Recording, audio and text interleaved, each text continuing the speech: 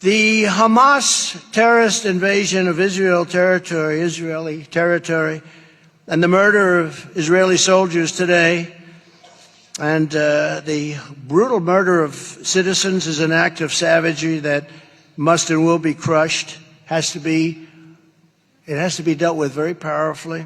This is a time where the United States needs leadership. We don't have leadership.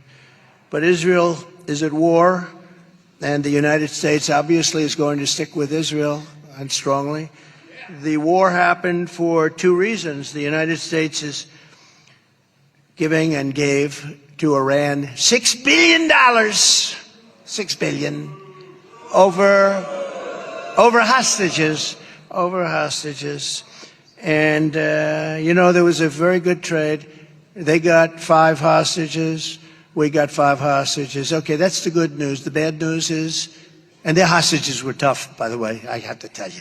That was, okay, let's assume they're doing just fine. But it was 5 for 5. But in addition to that, we agreed to free up $6 billion.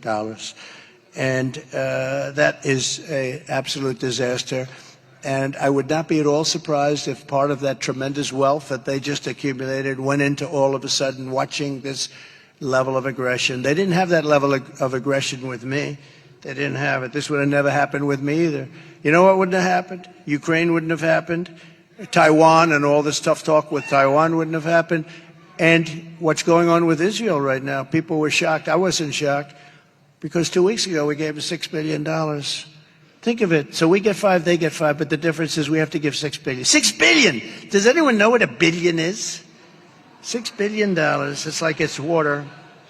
And we have now, our country is a perceived, we're really a country that's looked at with this tremendous perceived weakness with a grossly incompetent and corrupt president. He's an incompetent man.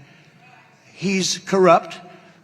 I don't know if he makes it to the starting gate. I guess in a way he does. We want to, and I say it all the time, and I mean it 100%. I would rather that Joe Biden right now, instead of being one of the worst presidents, and I think without question the worst president, the most corrupt president, the most incompetent, I would rather have him be a great president, even though that would mean likely we wouldn't be doing this, either that or we wouldn't win.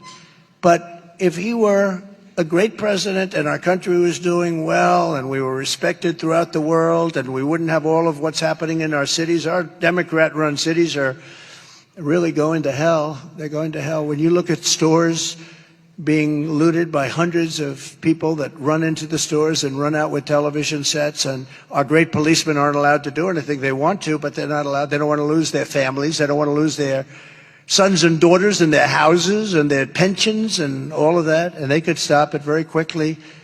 And we just allow them to roam in and roam out. Everybody's out there.